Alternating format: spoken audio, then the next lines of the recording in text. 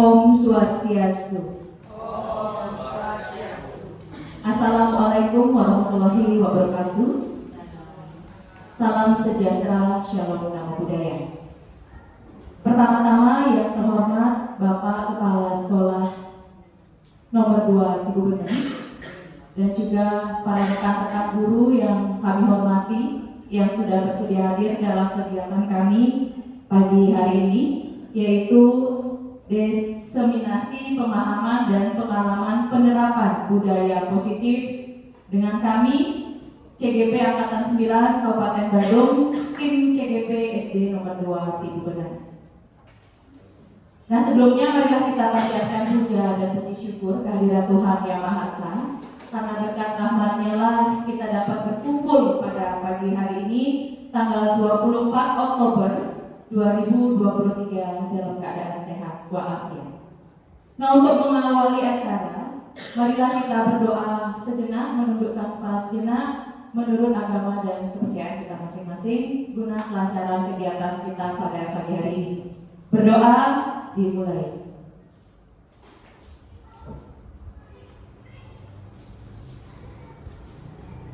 Berdoa selesai. Dan untuk selanjutnya adalah sambutan dari Bapak Kepala SD nomor 2 Ibu Bening. Baik, untuk Bapak yang persilahkan. Baik, terima kasih untuk pembawa acara pada hari ini Ibu Loli. Sebelumnya yang awalnya dengan pengacara Om Swastiastu. Wassalamualaikum warahmatullahi wabarakatuh. Salam sejahtera bagi kita semua. Namo Buddhaya, salam kebajikan, rahayu, rahayu, rahayu. Baik rekan-rekan semua, di hari yang berbahagia ini 6 teman kita dari CGP Angkatan 9 pada hari ini mereka akan mendiseminasikan aksi nyata dari modul 1.4 pemahaman dan pengalaman penerapan budaya positif.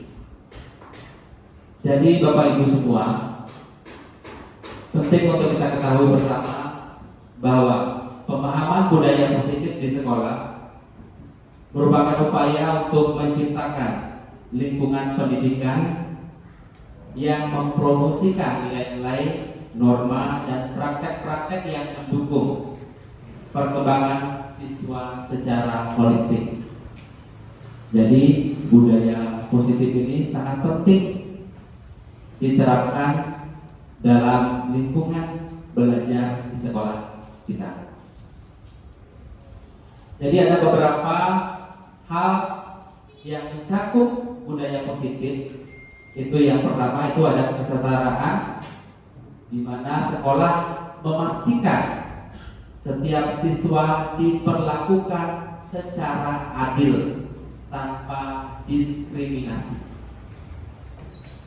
Kedua, ada keragaman.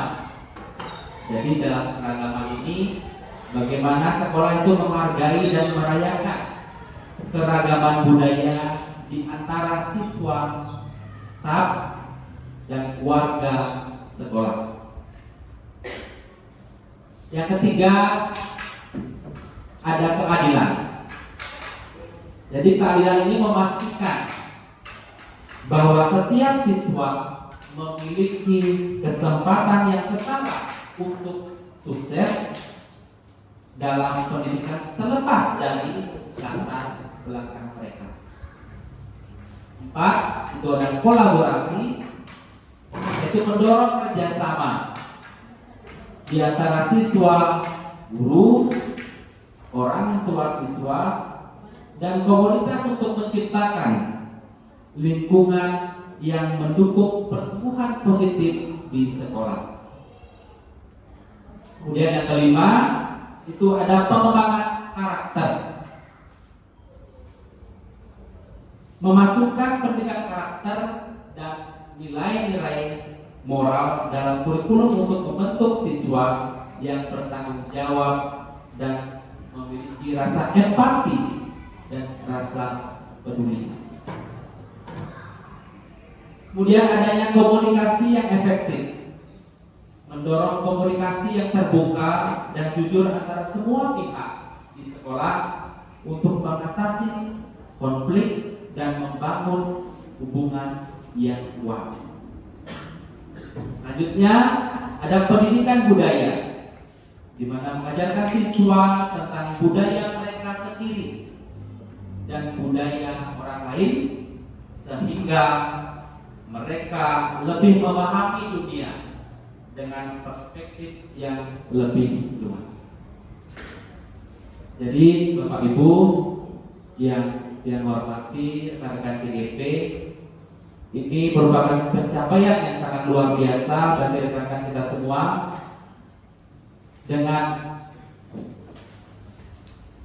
keterbatasan waktu dan padatnya kegiatan yang mereka lakukan, mereka bisa menyelesaikan setiap tahap demi tahap untuk mencapai nantinya bisa menghilangkan C menjadi GC.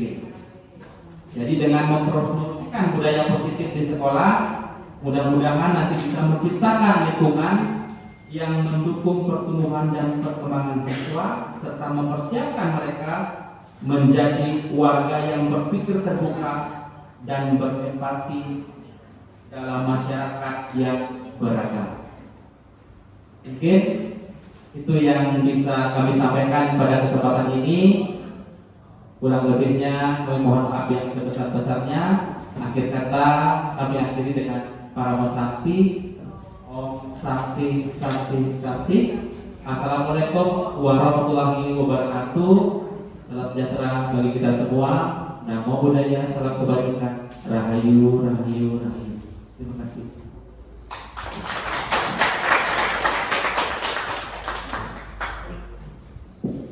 Baik, terima kasih Bapak atas sambutannya. Jadi mungkin kita langsung saja Bapak ini untuk mengefisienkan waktu.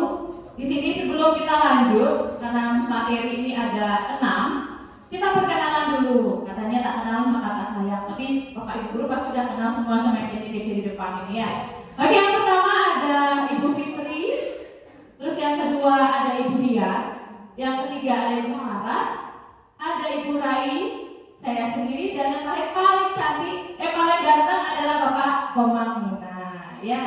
Oke, asal yang dibilang tadi sama Bapak Kepsek kita ya, C-nya akan berubah menjadi GP. Oke, yang mengikuti jejak teman-teman yang duluan. Baik, salam dan bahagia. Bapak Guru hebat, dalam kesempatan ini kita akan berbagi di sini. Ingat, kita berbagi. Belum tentu kita ini pengetahuannya lebih banyak ya, pengalamannya lebih banyak belum tentu. Maka dari itu nanti jika ada pertanyaan silahkan kita sharing, kita berbagi. Nah, pada kesempatan kali ini kita akan membahas mengenai konsep-konsep budaya positif dan juga pengalaman penerapan budaya positif dari salah satu rekan kita nanti akan kita tayangkan. Oke, next. Adapun konsep-konsep budaya positif, apa sih sebenarnya budaya positif? Bapak Ibu, namanya juga budaya ya. Budaya, jadi berkesinambungan. Kita harapkan ini bertahan lama budaya ini. Tentunya hal-hal yang positif yang ada di lingkungan kita. Di sekolah kita tercinta SD nomor 2 Kenapa kita wajib menerapkan budaya positif Bapak Ibu? Kenapa? Apalagi kita sebagai seorang pendidik ya. Kenapa? Nah, ini jawabannya. Jadi suatu lingkungan yang aman dan nyaman akan memberikan murid kesempatan dan kebebasan untuk berproses. Kita tumbuhkan budaya positif di SD kita, maka murid itu akan aman, nyaman, dan bisa berproses nanti untuk kedepannya, sehingga menerima dan menyerap suatu pembelajaran itu dengan mudah. Dan selain itu juga perlu diingat, selama seseorang merasakan tekanan-tekanan, selama kita guru menekan murid kita, maka proses pembelajaran itu akan menjadi sulit. Apa yang kita berikan masuk kanan keluar kiri jadinya ke siswa. Jangan ditekan siswanya. Kita timbulkan atau tumbuhkan aura yang positif dari dalam diri, sehingga orang-orang di sekitar kita akan ikut merasakan positif pula. Seperti itu. Nah, salah satu tanggung jawab kita sebagai pendidik adalah menghilangkan atau mencabut yang namanya gangguan-gangguan yang menghalangi proses pengembangan potensi peserta didik kita. Begitu. Jadi kalau memang tidak ada paksaan, murid sudah nyaman di sini, proses pembelajaran Oke, lanjut. Selanjutnya, nah berbicara tentang pendidikan kita nggak jauh-jauh. Siapa yang tidak kenal beliau? Ya, beliau adalah Bapak Pendidikan Nasional yaitu Ki Hajar Dewantara. Menurut beliau, kita ambil contoh nih. Kita ambil contoh tumbuh-tumbuhan yang ditanami seorang petani. Apa yang ditanam oleh petani? Padi tentunya. Nah, di sini seorang pendidik juga bisa kita ibaratkan seorang petani yang menumbuhkan padi-padinya. Jadi ia dapat memperbaiki kondisi tanah, memelihara tanaman padi, memberi pupuk dan air, membasmi ulat-ulat serta jamur yang mengganggu kehidupan tanaman padi. Sama seperti kita. Murid kita adalah padi, petani adalah guru. Seperti itu. Kita basmi namanya gangguan-gangguan yang akan mencelakai murid kita. Basmi itu semua. Kita pelihara, kesannya kita pelihara, kita rawat anak didik kita. Kesannya seperti itu. Ya, maka proses pembelajaran akan berjalan dengan lancar. Seperti itu ya teman-teman ya. Kita lanjut. Nah, ini materi sebentar lagi yang kita akan sampaikan. Yang pertama, perubahan paradigma belajar.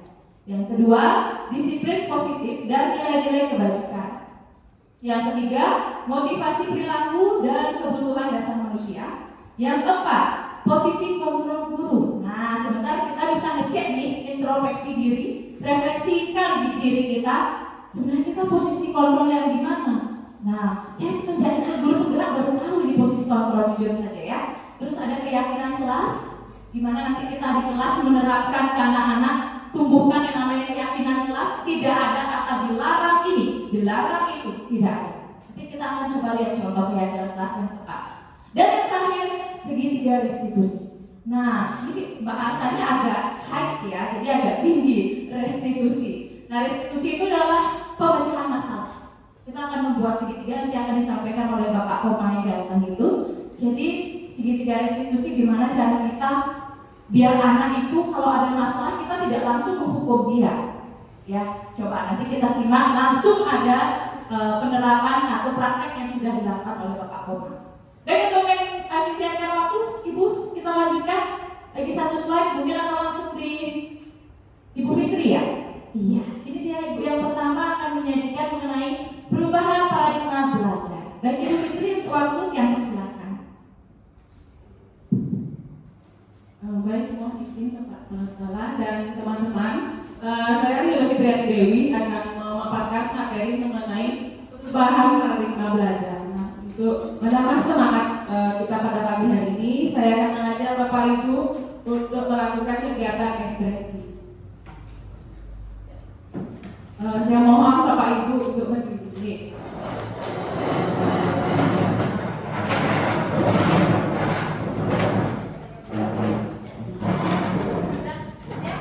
Nanti gerakannya bisa Bapak Ibu lihat di slide ini.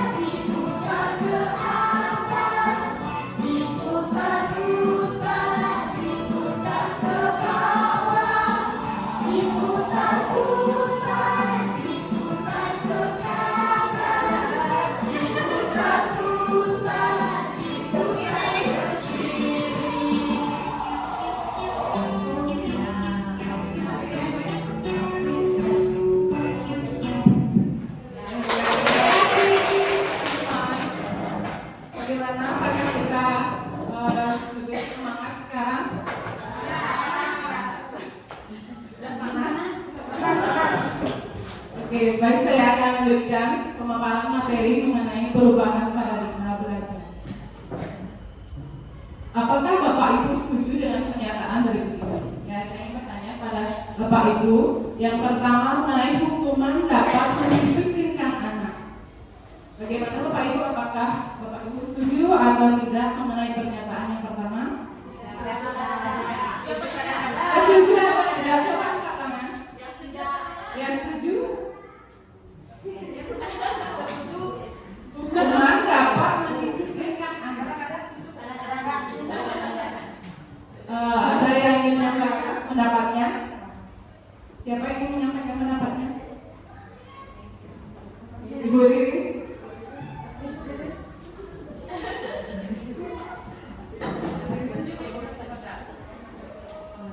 Ya. Oke, hukuman dapat mendisiplinkan anak-anak. Setuju atau tidak itu pertanyaannya ya.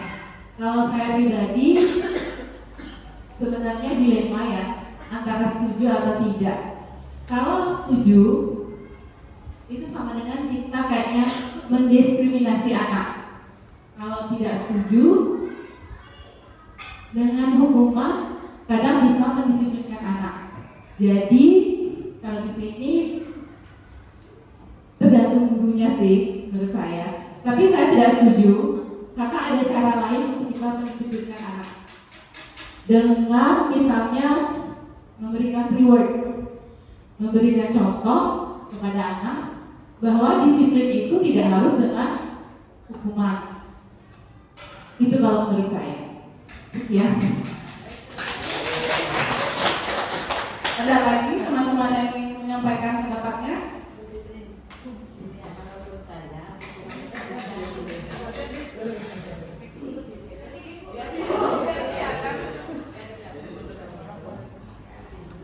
Terima kasih atas waktu yang diberikan. Apakah Bapak Ibu setuju dengan pernyataan berikut masalah hukuman untuk murid?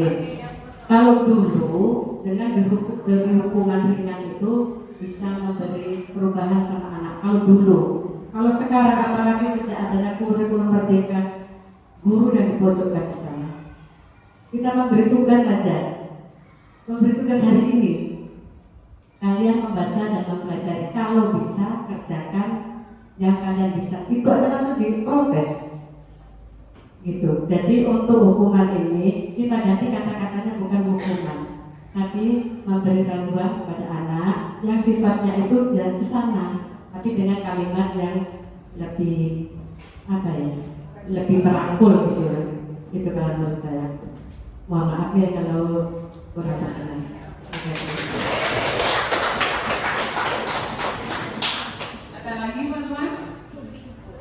Baik, terima kasih untuk Ibu Ririn dan Ibu Nur. Tadi sudah menyampaikan pendapatnya mengenai hukuman dapat mendisiplinkan anak.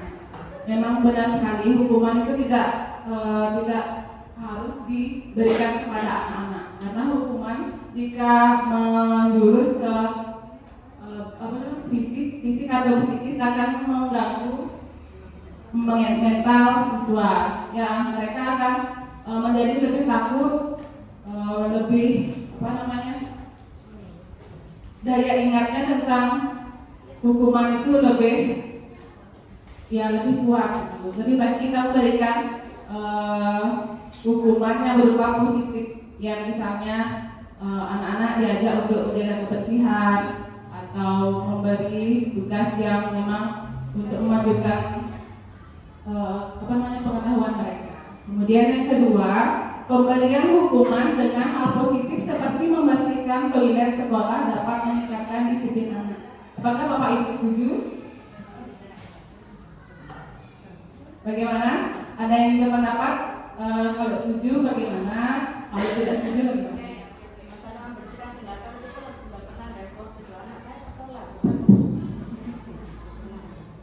Baik, terima kasih waktunya. Pemberian hukuman dengan membersihkan toilet itu kayaknya sudah tak zaman untuk, apalagi pada kurikulum merdeka ya. Orang tua juga kayaknya zaman tidak mengizinkan anaknya untuk melakukan hal-hal seperti itu. Jadi kalau menurut saya sih tidak setuju. Mungkin pemberian sanksi itu yang lebih mendidik mereka. Misalnya kalau memang muridnya nakal sekali, kita bisa jadikan dia ketua kelas mungkin di kelasnya. Jadi dia akan mempunyai tanggung jawab untuk menjaga kelasnya. Karena kalau sudah nakal pasti dia ditakuti oleh teman-temannya. Jadi kalau sudah dia yang menjaga, memerintah, teman-temannya pasti akan ikut. Mungkin seperti itu ya. Sekali lagi saya tidak setuju kalau anak-anak yang misalnya melakukan kesalahan kita memberikan hukuman untuk membersihkan toilet itu karena kurikulum saat ini. Terima kasih. Mungkin teman-teman ada yang menambahkan? Teman-teman apakah ada yang menambahkan dari pendapatnya Ibu Rai? Ibu Nengan?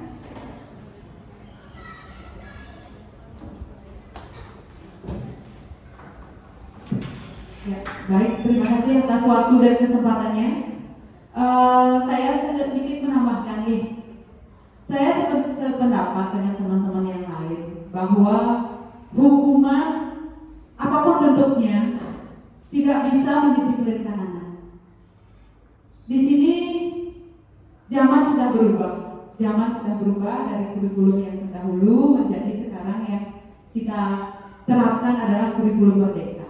Jadi di pemberian sanksi-sanksi atas perilaku anak yang tidak sesuai dengan tata tertib sekolah itu tidak harus berupa hukuman. Jadi kita bisa memberikan sejenis pembiasaan kepada anak yang bisa mereka terapkan, yang bisa menjadikan contoh untuk mereka, seperti misalnya saya di kelas 1 dengan tim menerapkan keyakinan kelas. Jadi kita di sana punya keyakinan kelas. Di keyakinan kelas itu kita berusaha untuk mengantisipasi atau di sana sifatnya mencegah agar anak-anak tidak sampai melakukan perbuatan-perbuatan yang tidak sesuai dengan tata tertib sekolah kita. Itu dari Tiang, terima kasih.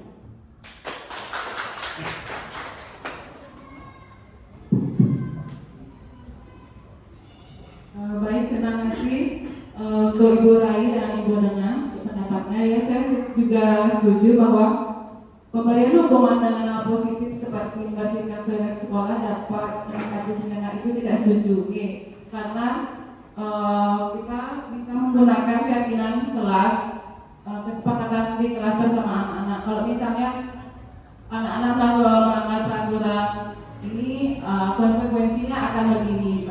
Kita akan memberikan kesepakatan kepada anak-anak, tidak memberikan hukuman yang memberatkan dan bisa mengganggu mental dan pengetahuan anak-anak. Selanjutnya, memberi penghargaan dapat meningkatkan motivasi belajar anak. Apakah Bapak Ibu setuju atas pernyataan itu? Alasannya kenapa?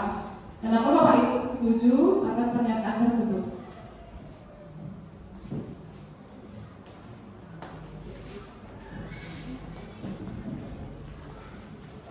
Terima kasih waktu yang diberikan kepada saya. Pemberian penghargaan kepada anak itu memberi motivasi belajar anak, saya sangat setuju. Jangankan anak-anak, kita aja kalau diberi hadiah pasti senang. Hadiah ini tidak harus berupa barang. Kepada anak-anak kita beri penghargaan berupa pujian, anak-anak sudah senang. Diberi tepuk aja sudah senang. Apalagi kalau dikasih hadiah ini bisa juga yang berupa peralatan tulis, berupa apa aja yang gampang-gampang kita dapatkan. Jadi saya sangat setuju dengan memberi penghargaan kepada anak, biar nanti memberikan motivasi anak lebih bisa giat belajar. Terima kasih. Ada lagi teman-teman yang ingin berpendapat mengenai pernyataan yang ketiga?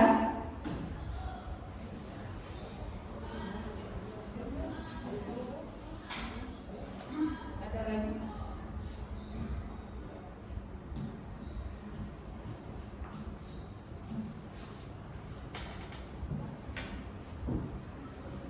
Sudah, baik. Saya akan lanjutkan.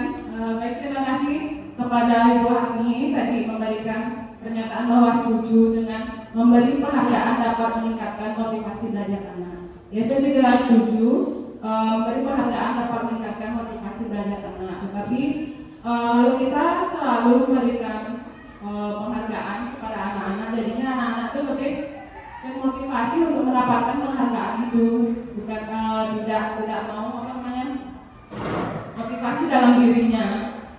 Tapi kalau kita memberikan penghargaan itu juga belum tidak harus menggunakan barang gitu, bisa juga dengan memberikan apresiasi kepada siswa untuk lebih termotivasi.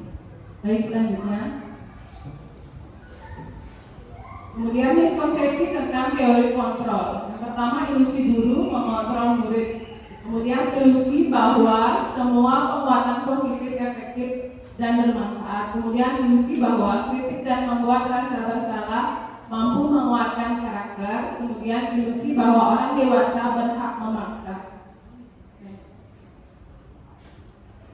Teori kontrol menurut Dr. William Glasser meluruskan beberapa miskonsepsi tentang makna kontrol. Yang pertama, ilusi guru mengontrol murid. Pada dasarnya, kita tidak dapat memaksa murid untuk berbuat sesuatu. Semua perilaku memiliki tujuan, bahkan terhadap perilaku yang tidak disukai. Kemudian, ilusi bahwa semua penguatan positif efektif dan bermanfaat. Murid tersebut menjadi tergantung pada pendapat sang guru untuk berusaha.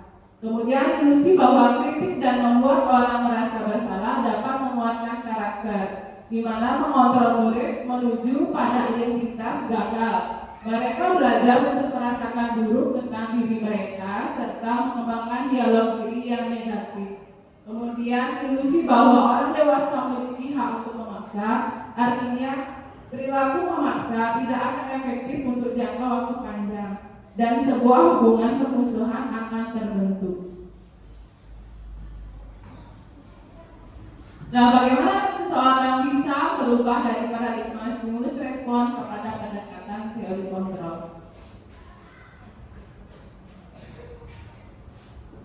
Menurut Stephen R. Covey, prinsip dia berpendapat bahwa bila kita ingin membuat kemajuan, perlahan, sedikit-sedikit ubahlah sikap atau perilaku Anda. Namun, bila kita ingin memperbaiki cara utama kita, maka kita perlu mengubah kerangka acuan kita. Ubahlah bagaimana Anda melihat dunia, bagaimana Anda berpikir tentang manusia, ubahlah paradigma Anda, skema pemahaman, dan penjelasan aspek-aspek tertentu tentang realitas. Perubahan paradigma stimulus respon kepada pendekatan teori kontrol sebagai berikut. Yang pertama, stimulus respon realitas atau kebutuhan kita sama. Kemudian teori kontrolnya realitas, kebutuhan kita itu berbeda. Kemudian semua orang melihat hal yang sama. Teori kontrolnya setiap orang memiliki gambaran yang berbeda. Kemudian kita mencoba mengubah orang agar berpandangan sama dengan kita. Teori kontrolnya kita berusaha memahami pandangan orang lain tentang dunia. Kemudian perilaku buruk dilihat sebagai suatu kesalahan. Teori kontrolnya semua perilaku memiliki tujuan. Kemudian orang lain bisa mengontrol saya. Teori kontrolnya hanya Anda yang bisa mengontrol diri Anda sendiri. Kemudian saya bisa mengontrol orang lain. Teori kontrolnya Anda tidak bisa mengontrol orang lain. Kemudian pemaksaan ada pada saat bujukan gagal. Teori kontrolnya kolaborasi dan konsensus menciptakan pilihan-pilihan baru. Kemudian yang terakhir model berpikir menang atau kalah. Teori kontrolnya model berpikir menang. Baik, kemudian perubahan paradigma belajar. Kita ketahui sekarang kita menggunakan kurikulum merdeka, di mana kurikulum merdeka itu ada dimensi profil belajar Pancasilanya. Yang pertama, beriman, bertakwa kepada Tuhan Yang Maha Esa dan berharap mulia.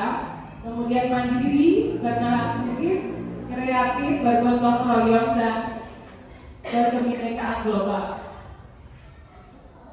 Kemudian pembelajaran yang berorientasi pada penguatan kompetensi dan pengembangan karakter yang sesuai dengan nilai-nilai Pancasila, profil belajar Pancasila. Kemudian yang kedua, praktik pembelajaran yang berpusat pada murid, yang mana setiap murid belajar sesuai dengan kebutuhan dan tahap perkembangan secara terdiferensiasi. Baik, Bapak Ibu, demikian materi yang dapat saya sampaikan. Selanjutnya akan dilanjutkan oleh rekan saya, Ibu Widow Diantari. Terima kasih.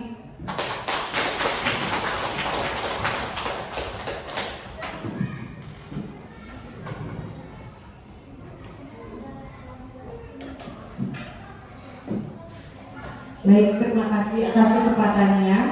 Mohon izin Bapak Kepala Sekolah untuk memaparkan apa yang saya akan paparkan.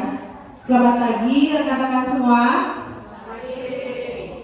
Baik, di sini saya Widow Diantari. Saya akan memaparkan tentang disiplin positif dan nilai-nilai kebajikan.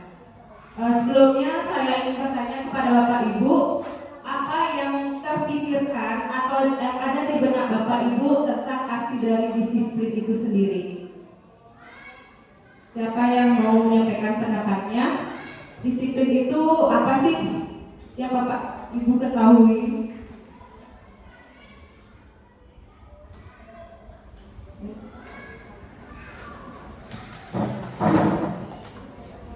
Terima kasih. Menurut saya disiplin itu adalah kebiasaan baik yang dilakukan secara terus-menerus dan berulang-ulang.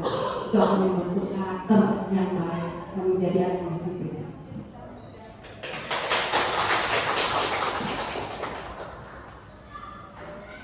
Terima kasih Bu Asri sudah menyampaikan pendapatnya tentang apa yang Bapak Ibu ketahui tentang disiplin itu sendiri. Ada pendapat yang lain dari rekan-rekan?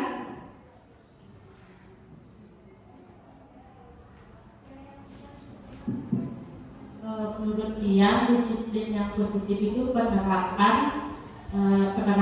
yang dilakukan siswa tanpa adanya hadiah maupun sanksi. Terima kasih. Baik, terima kasih Ibu Rai sudah menyampaikan pendapatnya.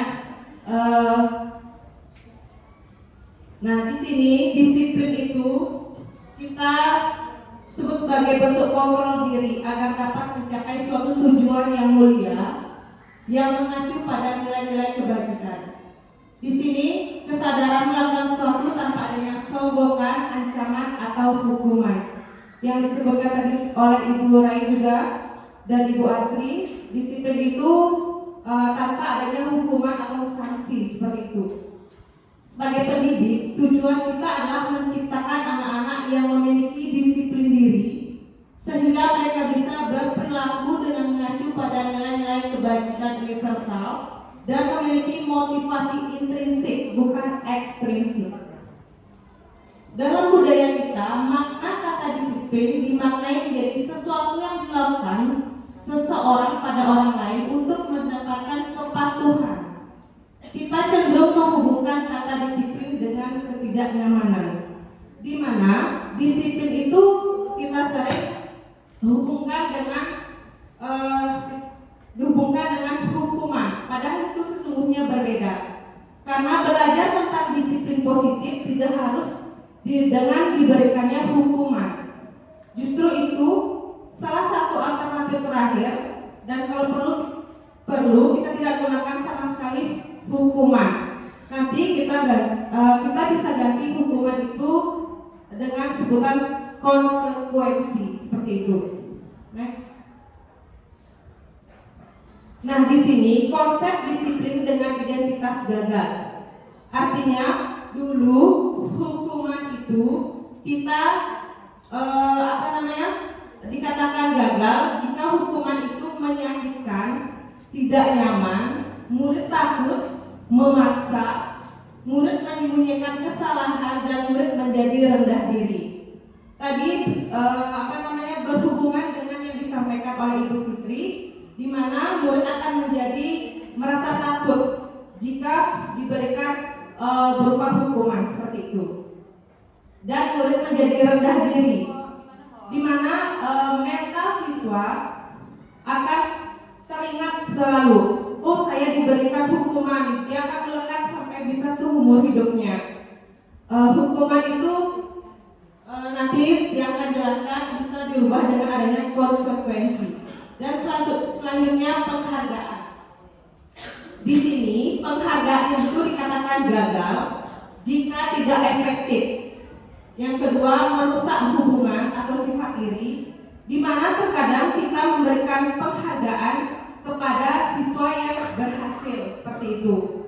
Misalkan dia menjawab di dalam kelas, satu orang atau berapa orang menjawab dengan benar, kita memberikan dia reward atau penghargaan. Sedangkan siswa yang lain kita tidak berikan penghargaan seperti itu. Jadinya mereka merasa, siswa yang lain itu merasa iri terhadap temannya. Dan yang ketiga, mematikan kreativitas. Dan yang keempat, menghukum dengan sistem ranking dan merampas hak menghargai dirinya. Baik, selanjutnya konsep disiplin dengan identitas sukses. Di sini dikatakan konsep disiplin dengan identitas sukses jika tadi hukuman itu kita ganti dengan kata konsekuensi. Ya, konsekuensi itu yang pertama adanya penguatan jangka pendek, dan yang kedua perlu monitoring berkelanjutan, dan yang ketiga stimulus respon, dan yang keempat murid menghormati peraturan, dan yang terakhir kehilangan hak waktu jeda seorang diri atau penahanan.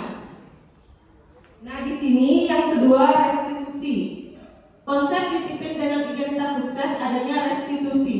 Murid bertanggung jawab atas perilakunya. Yang kedua, fokus pada penyelesaian masalah jangka panjang. Yang ketiga, murid menghormati dirinya dan orang lain. Dan yang keempat, teori kontrol, dirinya memegang kontrol. Yang terakhir, murid bersemangat memperbaiki kesalahannya. Dengan adanya restitusi ini, siswa akan lebih bersemangat untuk memperbaiki kesalahannya tanpa adanya rasa takut, rasa rendah diri seperti itu. Next. Nah, di sini adanya disiplin positif akan dikaitkan dengan nilai-nilai kebajikan. Nilai-nilai kebajikan adalah sifat-sifat positif manusia yang merupakan tujuan mulia yang ingin dicapai setiap individu. Seperti yang telah dikemukakan oleh Dr. William Glasser pada teori kontrol, menyatakan bahwa setiap perbuatan memiliki suatu tujuan. Nah, apa yang kita lakukan pasti kita memiliki tujuan. Apa tujuan kita seperti itu? Jadi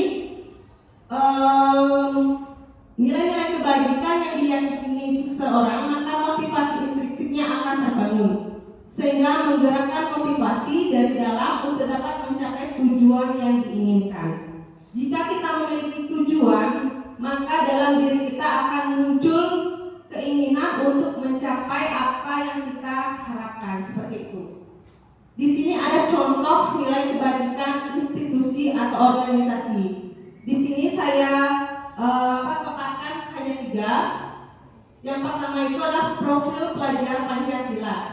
Di dalam profil pelajar Pancasila yang sudah kita ketahui bersama, adanya nilai kebajikan yang beriman dan bertakwa kepada Tuhan Yang Maha Esa, dan berakhlak mulia, berkebinekaan global, gotong royong, mandiri, kreatif, dan bernalar kritis.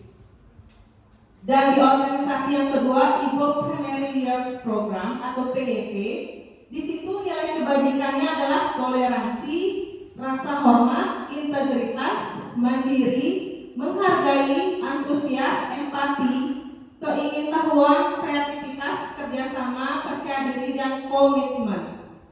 Dan nilai kebajikan pada organisasi keterampilan hidup atau life skill, di situ ada dapat dipercaya, lurus hati, pendengar yang aktif, tidak merendahkan orang lain, dan memberikan yang terbaik dari dirinya. Nah, di sini setiap beberapa organisasi atau institusi memiliki nilai-nilai kebajikan yang berbeda-beda, tetapi tujuannya yaitu sama, untuk mencapai suatu tujuan yang diinginkan institusi atau organisasi itu.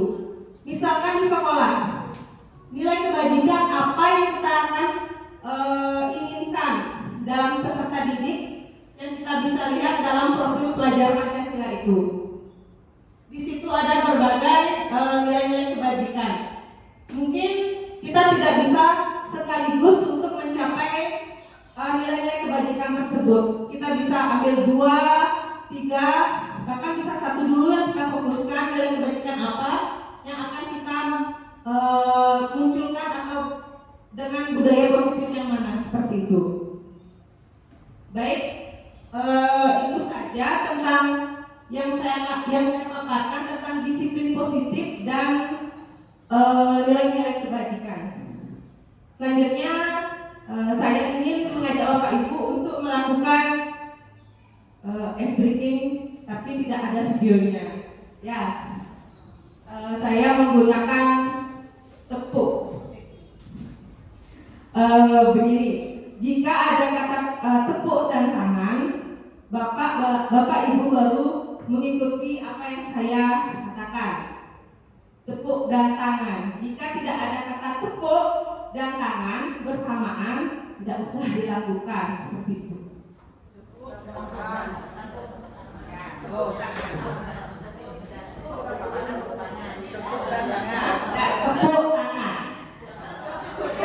Ya, misalkan tepuk tangan 1 kali. Kalau saya bilang tepuk 1 kali, berarti Bapak Ibu kurang fokus ya. Siap Bapak Ibu? Kalau bisa berdiri ya. Biar sudah ada goyang-goyangnya. Sudah tadi goyang-goyangnya ya. Baik.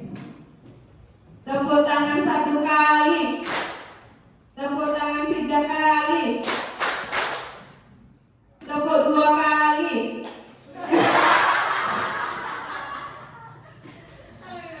Ibu, ayo fokus lagi sekali ya.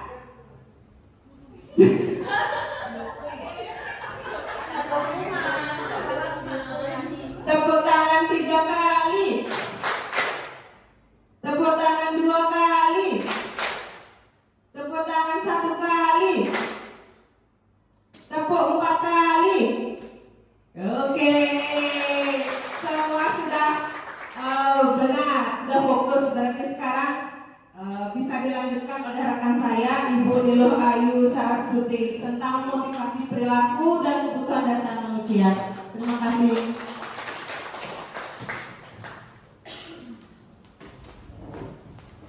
Baik, selamat pagi Bapak Ibu semua. Terima kasih atas waktunya. Kini giliran saya untuk menerangkan atau berbagi tentang motivasi perilaku dan kebutuhan dasar manusia.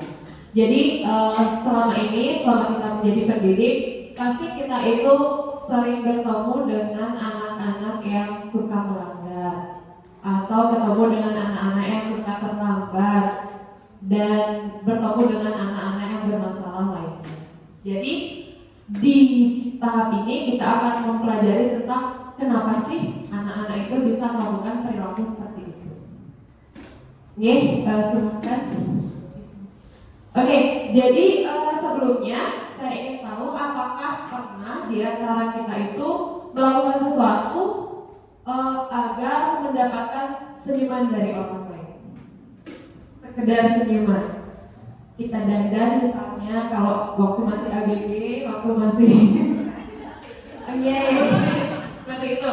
Jadi kita pasti pernah melakukan sesuatu untuk menarik perhatian orang lain. Bukan hanya lawan jenis, tetapi sesama jenis pun kita juga ingin diperhatikan. Seperti itu. Jadi kita pasti pernah melakukan sesuatu untuk mendapatkan hadiah. Kita juga pasti pernah melakukan sesuatu, bahkan harus melakukan sesuatu untuk mendapatkan uang. Kemudian ada banyak alasan lain dari kita melakukan sesuatu. Next, nah kemudian di sini pada dasarnya ada 3 motivasi perilaku manusia menurut Diane Gosser.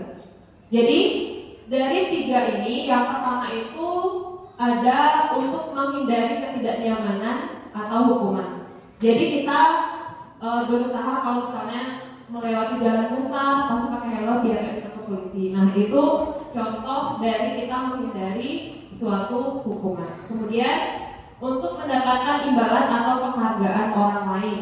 Jadi kita berusaha untuk waktu masih sekolah berusaha belajar biar dapat penghargaan dari ibu bapak guru seperti itu. Dan yang ketiga, untuk menjadi orang yang kita inginkan dan menghargai diri sendiri dengan nilai-nilai yang kita percaya sendiri. Misalnya kita tuh ingin jadi guru, kenapa seperti itu. Jadi dari yang poin 1 dan 2 itu bisa kita lihat bedanya dengan poin ketiga. Jadi yang pertama dan kedua itu adalah poin dari dampak ekstrinsik. Jadi itu terkaitan dengan lingkungan. Jadi kita ingin dihargai oleh orang atau tidak dihukum oleh orang seperti itu. Sedangkan yang ketiga itu muncul dari keinginan dari dalam diri kita untuk menjadi diri kita sendiri, untuk menghargai diri sendiri dan percaya dengan apa yang kita ingin. Next.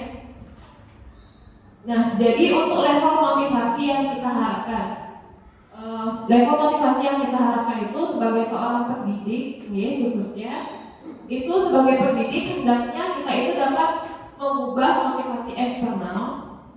Yang eksternal itu sudah saya jelaskan tadi, itu yang poin 1 dan 2. Itu contohnya seperti menghindari hukuman atau ingin mendapatkan sesuatu, itu menjadi motivasi internal, dari mana siswa itu dapat menghargai dirinya sendiri dan juga orang lain. Nah, jadi untuk kita bisa menggali keyakinan internal dari murid itu, kita sebagai pendidik harus sadar akan 5 kebutuhan dasar manusia. Misalnya kalau ada murid melanggar, sering telat, itu sebabnya apa? Jadi kita bisa gali melalui kita itu tahu tentang kebutuhan dasar manusia itu apa. Kita harus tahu kekurangan dari murid itu apa. Oke, yang pertama itu ada kebutuhan dasar kami, yaitu kebutuhan bertahan hidup atau survival. Jadi kalau survival itu dimana kita mendapatkan makanan, mendapatkan pengetahuan, ketenangan, keamanan, pakaian, seperti itu. Pokoknya hal-hal dasar yang bisa menunjang kita hidup, seperti kesehatan juga, seperti keamanan juga. Nah, kemudian yang kedua ada rasa kasih sayang dan rasa diterima atau love and belonging. Jadi kalau misalnya saya bilang kita nggak butuh cinta, nggak butuh kasih sayang, itu semua bohong. Kita semua perlu cinta, kita semua perlu kasih sayang. Enggak cinta dari pasangan aja, tapi kan dari teman-teman juga, kan gitu nih. Jadi di sini seorang anak itu pasti dia membutuhkan rasa kasih sayang juga dari gurunya, teman-temannya, lingkungannya, pokoknya di keluarganya juga. Nah itu juga sangat bergantung pada pertumbuhan atau perilaku anak. Kemudian yang ketiga ada kekuasaan atau power. Jadi anak itu sebenarnya atau murid atau manusia itu sebenarnya butuh power. Kita butuh kekuasaan, kita butuh dihargai, kita butuh kalau kita kerja itu dilihat kerjaannya kita. Kita kalau berbicara itu butuh didengar. Jadi di sini kekuasaan itu kita bisa mempunyai kekuatan untuk melakukan sesuatu seperti itu. Kemudian kesenangan. Jadi kesenangan atau fun ini kebutuhan dasar yang paling paling mendasar. Jadi dimana kita merasa senang, merasa nyaman, merasa aman. Jadi seorang anak itu perlu merasa senang dalam melakukan sesuatu. Kita tidak stres dalam melakukan sesuatu. Kalau misalnya anak-anak yang kebutuhan akan kesenangannya itu bermasalah, misalnya di keluarga atau misalnya di sekolah dia dibully aja terus, jadi otomatis dia nggak punya kesenangan. Kenapa dia jadi nggak punya kesenangan? Mungkin powernya dia kurang. Terus kenapa powernya dia kurang? Mungkin dia selama ini nggak berusaha jadi belajar dengan baik, sehingga nilai jeleknya seperti itu. Memang semuanya berkaitan. Kemudian yang terakhir itu ada kebebasan atau freedom. Jadi murid di sini harus harus memiliki rasa bebas untuk mempunyai pilihan. Jadi dia bisa memilih sendiri, kemudian mengambil keputusan sendiri tanpa diberatkan oleh perasaan atau pikiran orang lain, seperti itu. Jadi 5 kebutuhan dasar ini sangat mendasari perilaku murid-murid kita. Jadi gimana caranya untuk mengelola kelima kebutuhan dasar ini tadi akan dijelaskan selanjutnya oleh rekan saya, yaitu Ibu Raiwidia. Baik, sekian Ibu Raiwidia.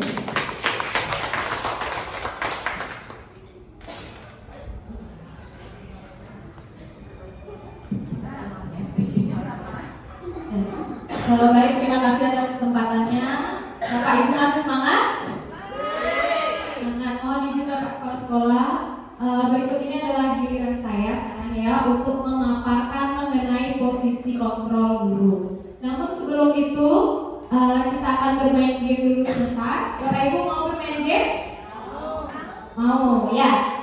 Ini gamenya menggunakan sebuah clue. Clue-nya yaitu bumi itu bulat. Clue-nya diingat ya, bumi itu bulat. 6 sama dengan 1. 8 sama dengan 2. Ada yang paham? Paham? Oke, coba ya, kita coba dulu ya, karena di sebelah sana udah ada yang paham. Oke. Oke ya, baik ya, coba ya dulu ya. Bumi itu bulat. Ya, 9 ditambah 8 sama dengan 3. Ya, betul sekali. Tepuk tangan dulu untuk Ibu Asri dan mereka. Ya, betul ya. Jadi sekarang lagi sekali ya. Coba yang sebelah sini, ada ayam nih soalnya, sebelah sini. Ulang lagi sekali ya. Oke, ulang ya. Oke, ulang ya. Bumi itu bulat. Bumi itu bulat. Ya. 6 sama dengan 1, 9 sama dengan 1, 10 sama dengan 1, 8 sama dengan 2. Sekarang pertanyaannya, bumi itu bulat, 88 ditambah 10 sama dengan ya,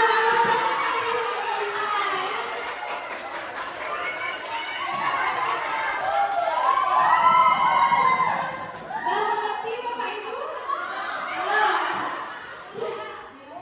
Saya jelaskan ya, bumi itu kita memakai clue bumi itu bulat. Jadi konsepnya lingkaran. Ya, di dalam angka 6 sama dengan 1. Ada 1 buah lingkaran. Kemudian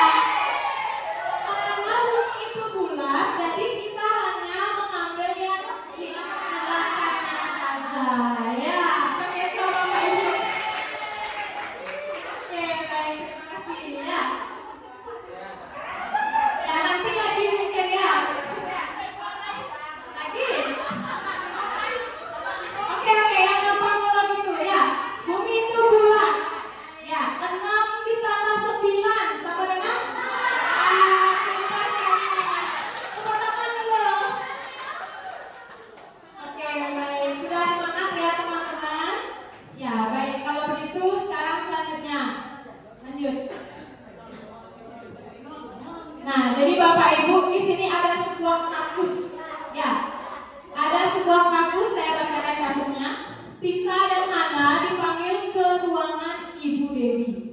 Ya, Kepala Sekolah SMA Makmur. Jadi Ibu Dewi ini Kepala Sekolah SMA Makmur.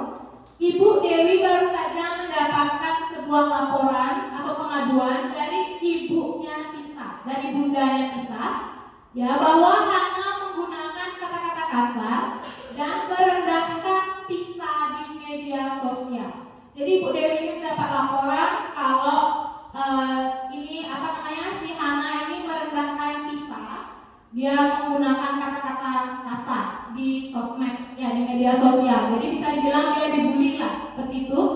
Nah, sekarang pertanyaannya, bila Anda adalah seorang kepala sekolah, penerapan disiplin apakah yang akan Anda lakukan untuk kasus Hana dan mengapa? Ya, saya minta salah satu dari rekan-rekan untuk menyampaikan pendapatnya. Apabila Anda menjadi seorang kepala sekolah, posisikan diri Anda sebagai kepala sekolah. Jadi nanti penerapan disiplin apa yang akan Anda lakukan untuk kasus yang seperti itu? Apa yang dilakukan bila ada salah seorang siswa kalian itu mengalami kasus seperti itu? Ya, siapa yang bisa? Ada ibu-ibu? Siapa yang ingin berpendapat? Coba satu orang untuk menyampaikan pendapatnya. Bu Lia, silakan.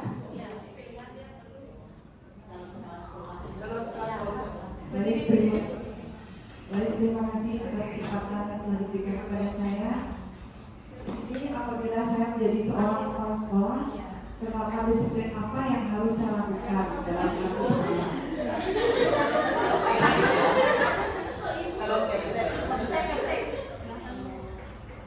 Saya akan memanggil anak tersebut dan memberikan sesuatu.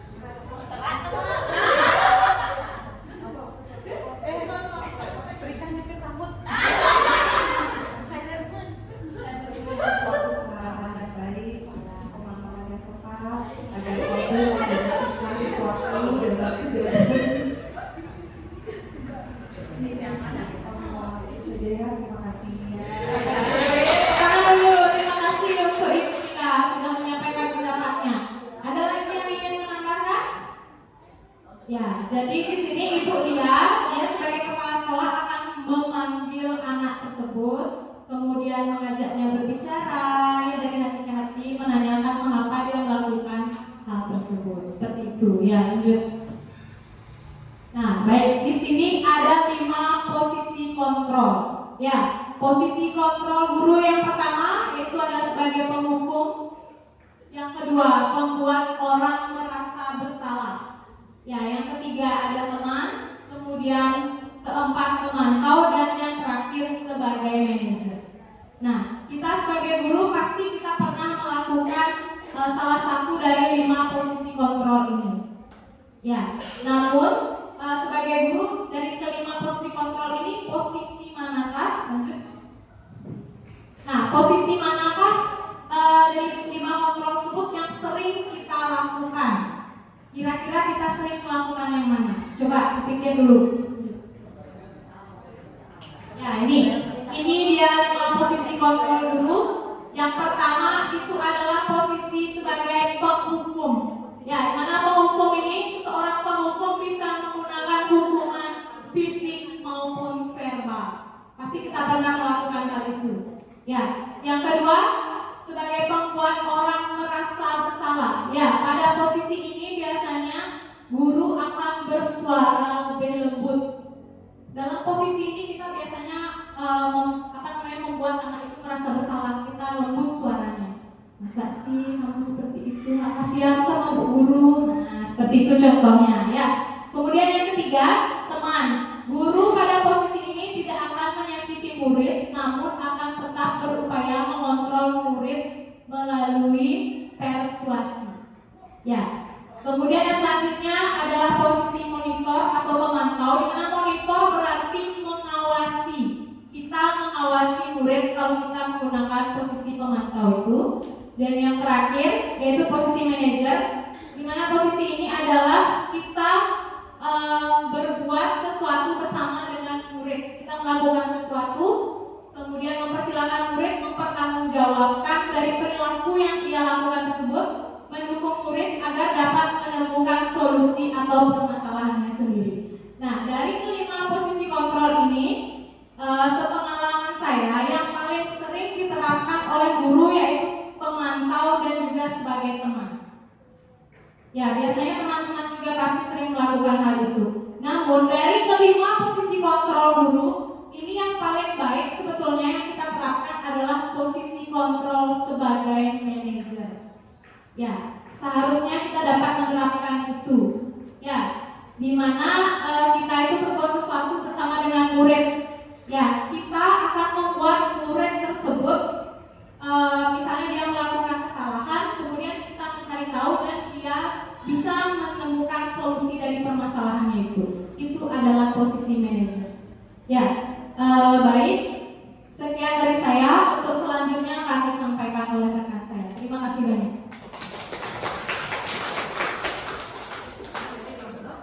Baik, terima kasih Bu-Ibu. Bapak terakhir ya Bapak ya. Oke, nanti ada surprise terakhir sama Bapak Komang. Diajak olahraga mengelilingi lapangan sebentar. Oke, halo, masih semangat? Iya.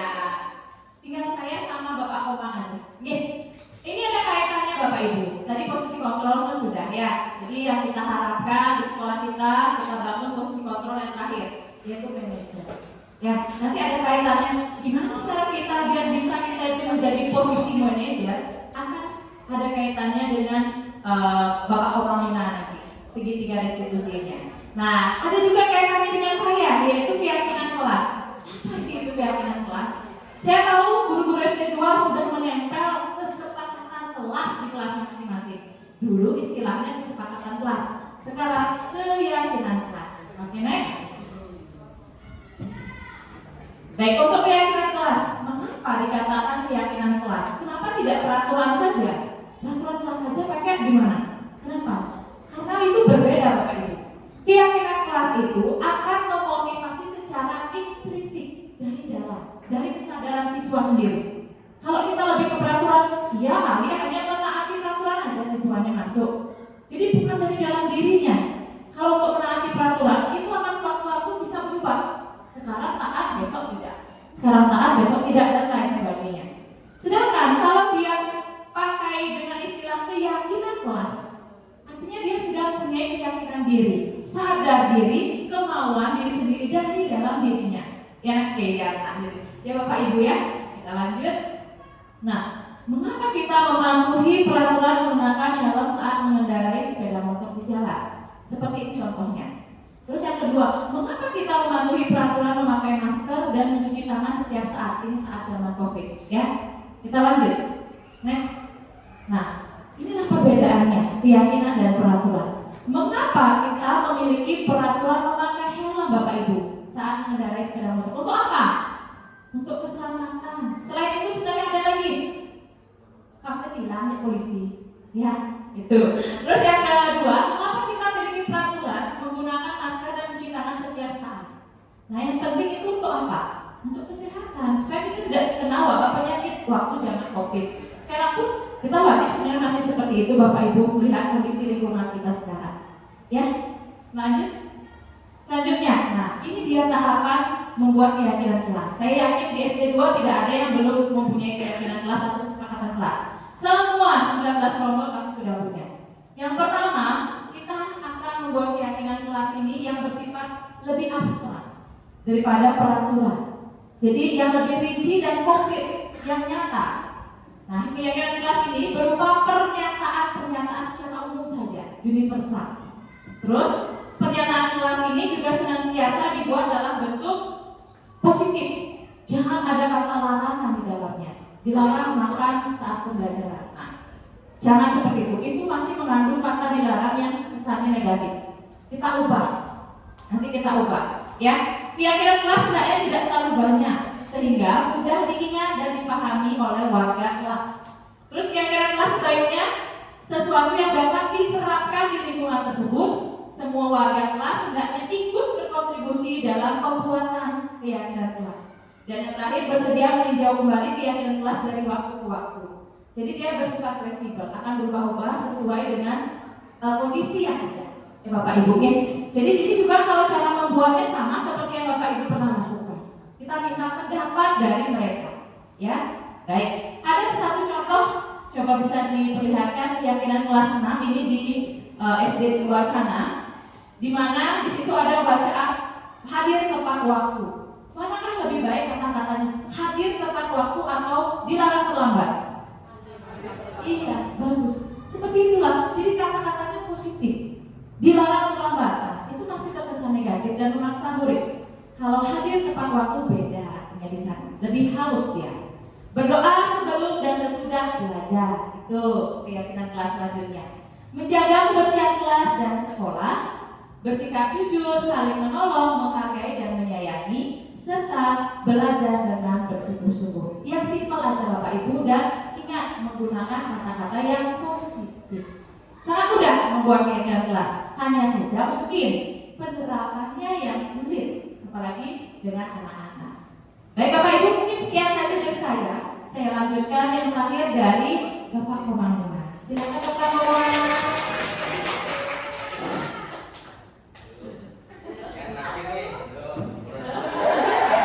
Mohon izin Pak Bayi serta rekan-rekan semua yang ingin berbagi di sini tentang segitiga restitusi.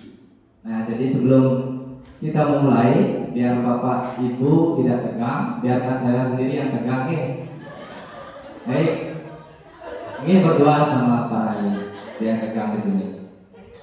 Oke, sebelum kita mulai, kita peregangan terlebih dahulu ya, agar rileks. Lakukan apa yang saya katakan. Lakukan apa yang saya katakan. Bapak Ibu bisa menaruh HP-nya terlebih dahulu. Kita peregangan terlebih dahulu ya. Baik, silakan tarik nafasnya, atur nafasnya. Oke, ya. Silakan tangannya, keduanya ke depan, remas-remas. Keduanya ya, kecil-kecil ya, kecil-kecil. Kemudian nih tangannya ya. Tepuk boleh ya, biar bagus ya. Kemudian kepalanya diremas-remas kepalanya, biar tidak tegak, kaku napasnya. Kemudian dagunya ya.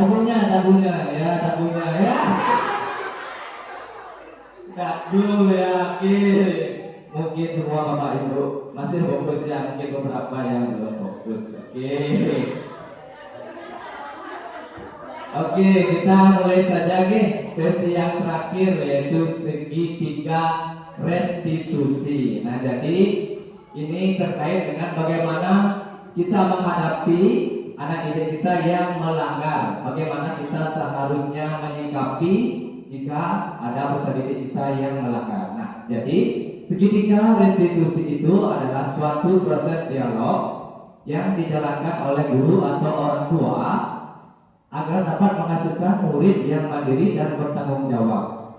Kemudian segitiga restitusi itu juga memiliki tujuan untuk menciptakan kondisi bagi murid untuk memperbaiki kesalahannya, sehingga mereka bisa kembali kepada kelompok mereka dengan karakter yang lebih kuat. Nah, kemudian berikutnya, next. Nah, di sini posisi yang paling baik yaitu kita sebagai guru adalah posisi manajer. Bagaimana kita bisa mengaktifkan atau memotivasi dari intrinsik peserta didik kita, bukan lagi kita menghukum. Menghukum itu bersifatnya ekstrinsik. Jadi peserta didik tidak bisa memotivasi dirinya dari dalam diri. Kemudian aspek yang dikembangkan jika kita bisa menjadi posisi manajer, yaitu anak didik akan memiliki nilai-nilai kebajikan, kemudian nilai-nilai kebiasaan positif dan berkarakter yang baik. Nah, ini yang dimaksud dengan segitiga restitusi. Nah, jadi segitiga restitusi itu yang pertama adalah menstabilkan identitas. Jadi jika anak kita memiliki peserta didik yang bermasalah, nah kita stabilkan dia terlebih dahulu suasananya agar tidak tegak. Jadi kita panggil peserta didik itu, nah kita jangan memojokkan dia, jadi kita stabilkan. Setiap orang pasti pernah melakukan kesalahan, Bapak juga pernah melakukan kesalahan. Kita pancing dengan kata-kata seperti itu.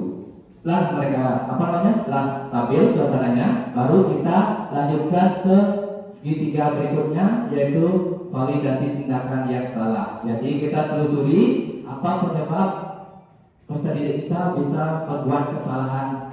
Kemudian yang segitiga terakhir yaitu jika menanyakan keyakinan.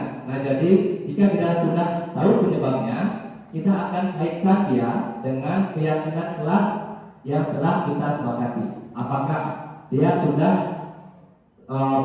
dia sudah sepakat apa nilai-nilai yang dilanggar, itu kita yakinkan peserta didik kita kembali agar kita mencari solusi bersama-sama. Kita tidak memojokkan peserta didik itu, sehingga nantinya peserta didik itu bisa bangkit kembali. Kita bersama-sama menyelesaikan permasalahan itu. Oke, berikutnya.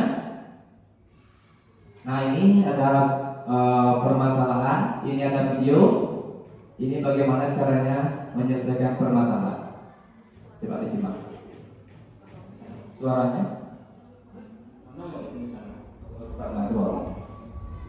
Kesel pak, kesel banget.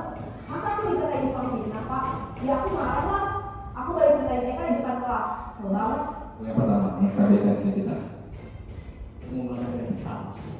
Maka juga akan marah apabila ada yang menuduh bapak seperti itu. Kemudian pada saat itu kamu melakukan apa? Ya saya langsung ngatain TK lah pak. Kesel banget. Saya benar-benar dia depan teman lain. Oh begitu. Pasti kamu melakukan seperti itu karena suatu alasan tertentu kan? Iyalah, masa saya diam saja pak? Ya saya bela diri lah. Masa saya dituduh tukang fitnah? Ya wajar lah. Mempertahankan harga diri itu sesuatu yang penting buat kamu. Untung kamu tidak lebih gagal lagi. Hanya membentak-bentak. Iya pak. Untung saya masih bersabar dan hanya membentak saja. Sudah lulus padahal saya pasti bela diri lah. Ya pasti ya. Tapi kamu memilih untuk tetap bertahan dan bersabar. Kamu memilih untuk tidak berbuat lebih parah lagi. Iya. Nah, sekarang coba kita lihat lagi tindakan kamu yang mendapat kita. Tindakan kamu itu kira-kira sesuai dengan keyakinan kelas atau prinsip kamu tidak? Enggak lah pak. Capek pak jadi pemarah. Jadi keyakinan atau prinsip mana yang sesuai dengan keinginan kamu? Ya, saya sebenarnya sangat menghargai orang lain. Mungkin saat itu saya menjadi emosi, jadi tidak menunjukkan sikap itu. Kamu meyakini tidak? Menghargai orang lain itu penting buat kamu? Yakin lah pak. Iya, setuju. Kita harus saling menghargai. Namun ada juga keyakinan yang kita sepakati yang perlu kita jalankan apabila kita sedang marah, kan? Ya, saya bisa lebih proaktif, mulai dengan diri sendiri. Saya bisa jadi lebih sabar, mengambil waktu jeda untuk berpikir mau apa selanjutnya. Kira-kira kamu bersedia memperbaiki masalah ini tidak? Bersedia pak. Kalau kamu memperbaiki masalah ini, kamu akan menjadi orang seperti apa? Saya akan menjadi orang yang bertanggung jawab kali ya pak. Dan senantiasa proaktif. Iya, menurut kamu bagaimana rasanya menjadi orang seperti itu? Ya nyaman lah, bangga bisa bersabar dan menahan diri. Baiklah kalau begitu. Yuk kita pikirkan bagaimana memperbaiki masalah ini. Sudah? Nah, itu sedikit cuplikan tentang ada peserta didik yang bertengkar di kelas. Nah, jadi intinya kita sebagai peserta didik, sebagai guru itu harus menanyakan keyakinan. Jadi kita harus mengaitkan keyakinan kelas yang kita sepakati agar peserta didik itu bisa timbul dari dalam dirinya untuk sadar, untuk memperbaiki kesalahannya. Tidak lagi kita menghukum murid tersebut. Kemudian, nah di sini saya jelaskan kembali yang sisi yang pertama yang paling bawah itu adalah menstabilkan identitas. Nah jadi di sini peserta didik itu kita berperan menggeser identitas murid dari identitas yang gagal menjadi identitas yang sukses. Kemudian jangan mengkritik peserta didik yang sedang mengalami identitas yang gagal. Nah di sini ada beberapa pernyataan yang bisa kita tanyakan atau yang kita bisa utarakan kepada peserta didik kita yang mengalami permasalahan. Nah, jadi kita bisa yang pertama, membuat kesalahan adalah suatu yang wajar. Manusia tidak ada yang sempurna. Kita bisa memperbaiki masalah ini. Saya tidak menanyakan kesalahannya, tapi fokus untuk memperbaiki permasalahan ini. Apakah saat ini kamu tengah menjadi orang yang baik untuk dirimu sendiri? Nah, itu bisa kita tanyakan pada proses menstabilkan identitas yang pertama. Kemudian lanjut yang sisi yang kedua. Sisi kedua adalah validasi tindakan yang salah. Sisi kedua, validasi tindakan yang salah. Nah, di sini guru akan bergeser menjadi pemikiran stimulus respon menjadi proaktif. Jadi kita di sana menggali permasalahan tadi itu diakibatkan dari apa. Jadi kita gali di sana dengan pertanyaan-pertanyaan dengan nada yang tidak menghakimi. Kemudian ada pun pertanyaan-pertanyaan atau pernyataan yang bisa kita ajukan, yaitu kamu bisa saja bertindak lebih gegabah dari hari ini. Kemudian kamu bukan melakukan tanpa suatu alasan tertentu. Pasti ada alasan yang menyebabkan kamu bisa melakukan hal ini. Kemudian kamu melakukan karena mempertahankan suatu yang penting bagimu. Kemudian mungkin kamu bisa mempelajari suatu perilaku yang baru yang lebih efektif. Bersediakah kamu mempelajarinya atau memperbaikinya? Seperti itu. Itu yang bisa kita tanyakan pada validasi tindakan yang salah. Kemudian yang terakhir, sisi yang ketiga, yaitu menanyakan keyakinan. Nah, di sini adalah sisi yang ketiga. Sini menurut teori kontrol menyatakan bahwa pada dasarnya kita termotivasi secara intrinsik. Saat perilaku telah divalidasi dan identitas sukses dan stabil, maka murid siap untuk mengaitkan keyakinannya dengan tindakan yang salah. Nah, jadi di sini kita kaitkan dengan keyakinan kelas yang kita telah buat. Itu ada pertanyaan yang bisa kita ajukan sebagai keluarga atau kelas. Apa yang kita yakini? Nah, kita kaitkan dengan keyakinan kelas. Nilai-nilai apa yang telah kita sepakati? Kemudian seperti apa gambaran kelas yang ideal bagi kamu? Nah, kamu ingin jadi orang seperti apa? Hal-hal seperti itu yang bisa kita tanyakan pada menanyakan keyakinan kelas itu sendiri. Kemudian, hal-hal yang perlu diperhatikan dalam segitiga restitusi adalah perilaku yang salah perlu dikaitkan dengan nilai-nilai atau keyakinan-keyakinan yang telah disepakati atau yang disetujui. Kemudian kesediaan orang yang melakukan kesalahan untuk memperbaiki permasalahan. Kemudian pemecahan masalah sebisa mungkin relevan untuk memiliki hubungan dengan masalah yang ada. Perlu adanya suatu usaha perbaikan dari pihak yang berbuat kesalahan. Kemudian yang terakhir adalah perlu dedikasi waktu dari pihak yang berbuat kesalahan. Tanyakan kapan akan mulai dilakukan usaha untuk memperbaiki masalah itu sendiri. Kemudian, di sini adalah tujuan dari penerapan segitiga restitusi itu. Dengan penerapan segitiga restitusi diharapkan guru dapat menerapkan posisinya sebagai manajer dengan mengajukan pertanyaan-pertanyaan bermakna yang dapat membuat murid menjadi lebih percaya diri, bertanggung jawab, dan mandiri.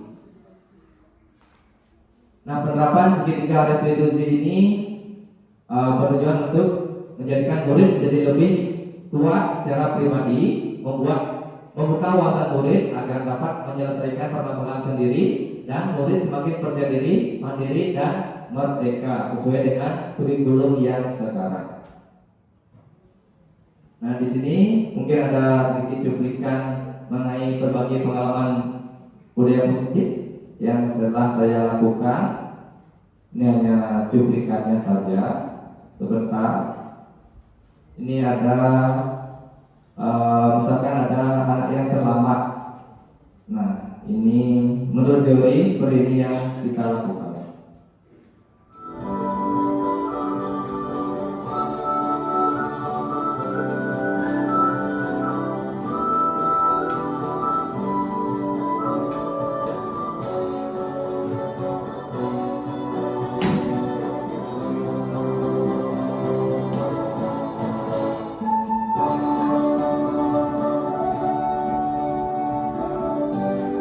Di sini ada murid yang terlambat ceritanya.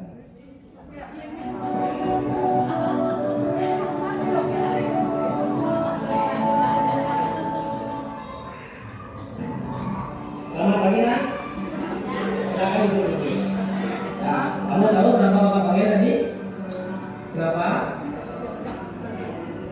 Oke, karena selama itu ada saja ya. Kamu juga pernah melakukan data terlambat seperti yang kamu lakukan tadi. Nah, yang paling penting bagaimana cara kita memperbaikinya. Setuju?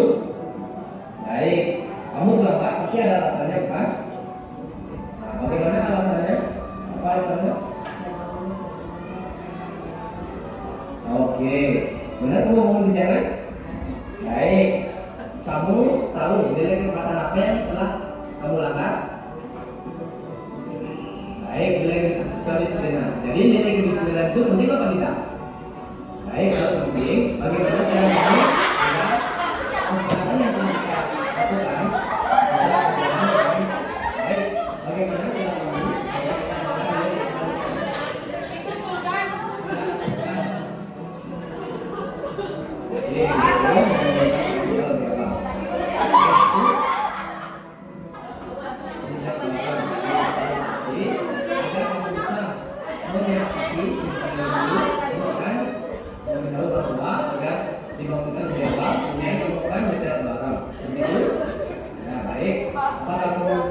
Berjanji pada dirimu sendiri agar tidak terlambat lagi.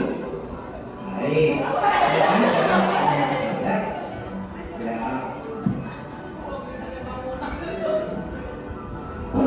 Saya perkenalkan nama saya adalah Syedira. Saya sedang menjadi diskusi dengan Pak Mamunah.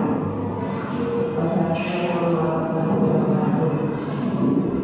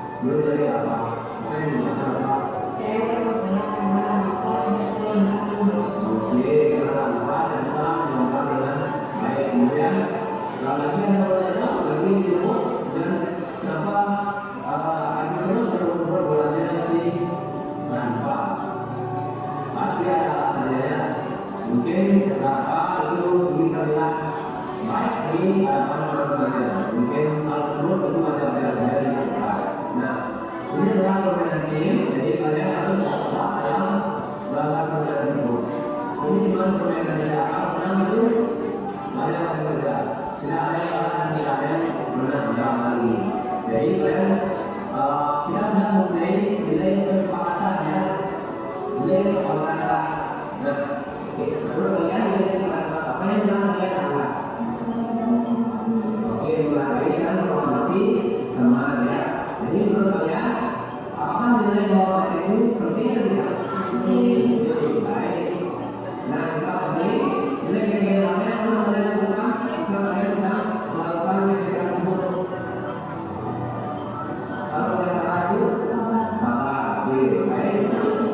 Kalau kalian bersama, dengan kalian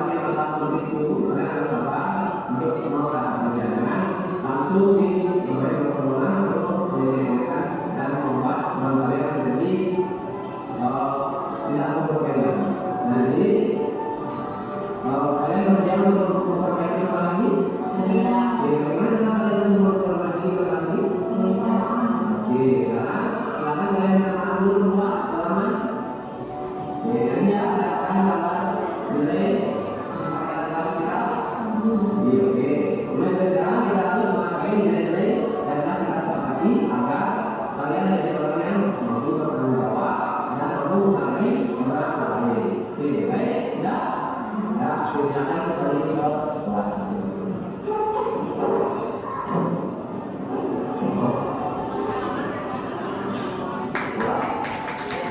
Om Swastiastu. Perkenalkan nama saya Dewi Aksara. Perkenalkan nama saya Kami Besar pada Arwa. Saya senang berdiskusi oleh Pak Mamunah. Saya senang berdiskusi oleh Pak Mamunah. Om Sakti.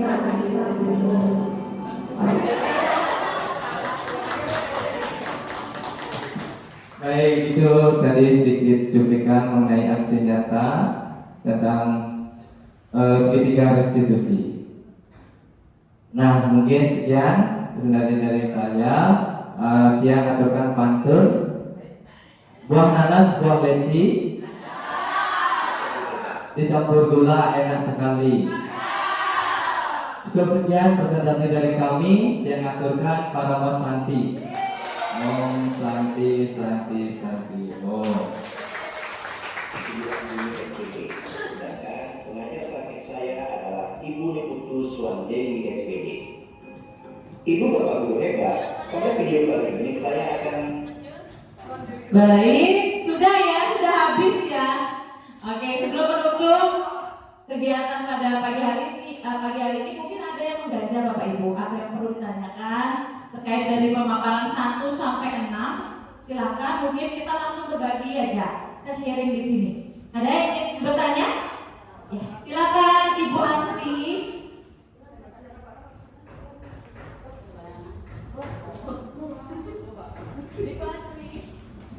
Ya, silakan. Baik, terima kasih atas waktu dan kesempatannya. Sebelumnya mohon izin, dari pemaparan materi yang telah dilakukan saya sudah cukup memahami materi yang disajikan. Tapi ada satu pertanyaan yang ingin saya sampaikan. Dari ketiga tahapan segitiga restitusi yang sudah disampaikan tadi, kira-kira bagian mana yang paling sulit untuk diterapkan kepada siswa mengingat banyaknya karakteristik siswa di SD 2000? Terima kasih. Baik, terima kasih Bu Asri. Nah, karena ini mungkin terkait dengan yang kita lakukan waktu ini ya, praktek ya. Di tugas IGP-nya kita sudah praktek termasuk yang tadi yang diperlihatkan oleh Bapak Pemamuna dengan murid-muridnya ada permasalahan. Nah, kita sharing di sini Bapak Ibu. Baik, yang ingin menjawab pertama ada? Atau tiang dulu ya, tiang berbagi pengalaman dulu ya. Baik, saya sendiri akan berbagi pengalaman terkait praktek segitiga restitusi yang telah saya terapkan. Mungkin yang menurut saya paling sulit adalah yang pertama, menstabilkan identitas siswa. Jadi gimana ya, siswa sudah buat masalah, gimana guru?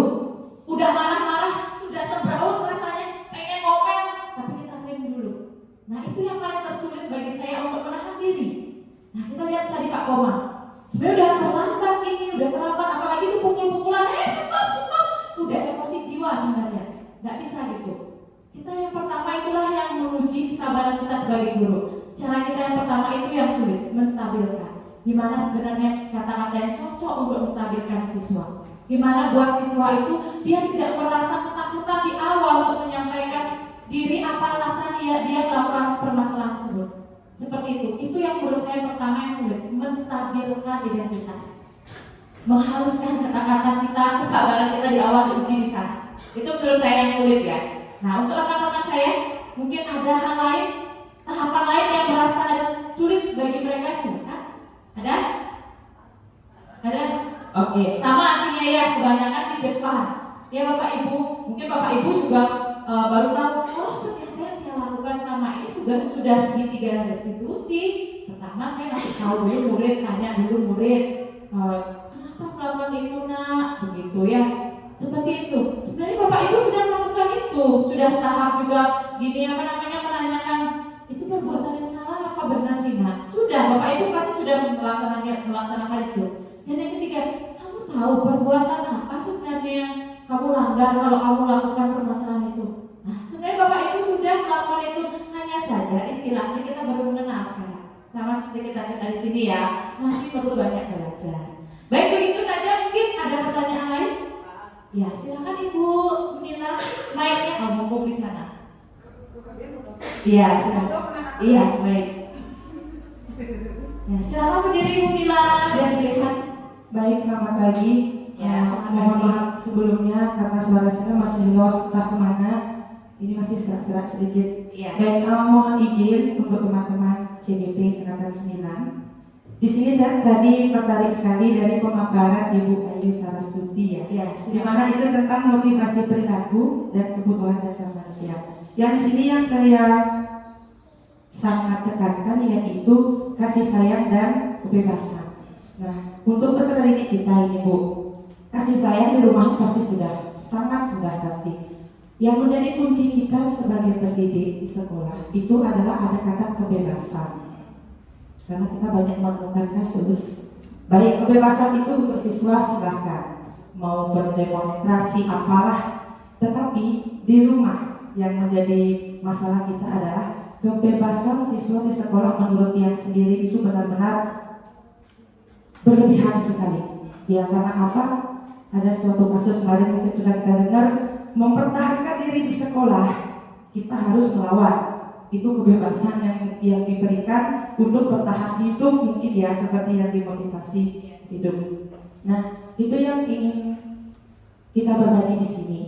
Kita sebagai pendidik itu sebaiknya kita bagaimana ya? Apakah kita dengan orang tua lah atau apa kita sebagai pendidik? Bagaimana seharusnya dengan kata kebebasan siswa itu, dan juga kasih sayang apakah terlalu berlebihan kasih sayang sehingga anak itu benar-benar menurut saya zaman sekarang agak arogan lah anak-anak. Itu saja yang tanyakan, mohon untuk berbagi. Terima kasih ya. Terima kasih Bu Mila. Wah, luar biasa sekali Bu Mila. Ya, sesuai kenyataan yang ada di sekolah ya. Baik, untuk Ibu Ayu silakan. Oke, terima kasih atas pertanyaannya Ibu Mila. Jadi di sini tidak kita pungkiri juga kalau zaman now itu anak-anak itu lebih ngerasa lebih merdeka, lebih bebas gitu. Itu memang mungkin terkait dengan perkembangan zaman, dipengaruhi juga oleh sosial media dan sebagainya. Nah, jadi kalau di sini rasa bebas, jadi 5 kebutuhan dasar manusia itu tentang kebebasan itu sebenarnya kebebasan itu vital sekali ya. Jadi dimana kita bisa bebas berekspresi, bebas mengeluarkan pendapat, bebas melakukan apa saja. Tapi kalau lingkupnya di dalam sekolah, menurut dia kita itu nggak boleh lepas juga dari apa yang kita yakini gitu. Jadi kita harus sesuai visi sekolah kita juga dengan profil pelajaran Pancasila kita juga nggak boleh dilanggar. Jadi kita memberikan kebebasan kepada siswa tapi tetap ada jalur-jalurnya. Jadi misalnya kalau memang dia sudah keluar dari jalur yang kita sepakati di sekolah, keluar dari visi kita, jadi kita bisa melakukan segitiga restitusi tadi. Kita harus bertanya, kita menggali mengapa dia bisa sebebas itu, melenceng itu, seperti itu. Jadi penyelesaiannya kembali pada segitiga restitusi yang tadi. Seperti itu. Mungkin teman-teman ada yang ingin menambahkan? Oke, bagaimana Ibu Mila? Terima kasih. Oke, terima kasih. Baik, jadi intinya seperti itu ya Bapak Ibu, apapun itu silakan anak-anak bebas, asalkan bebas di jalurnya, di hal yang positif lah, artinya tidak melenceng jauh. Dan jika pun ada permasalahan, mari kita mencoba untuk tempatkan diri kita sebagai pendidik di posisi kontrol manajer dan selesaikanlah secara segitiga restitusi. Begitu, ya. Mungkin itu saja yang dapat kami paparkan. Kita juga sudah melewati waktu kurang lebih hampir 2 jam. Terima kasih banyak saya ucapkan mewakili yang ada di depan atas partisipasi aktifnya di sini. Kita sama-sama belajar Bapak Ibu. Okay? Baik, jika ada salah kata saya mohon maaf dan terima kasih. Saya tutup dengan pranasati. Om Santi Santi Santi Om. Wassalamualaikum warahmatullahi wabarakatuh. Salam sejahtera, shalom, namo buddhaya, dan selamat pagi.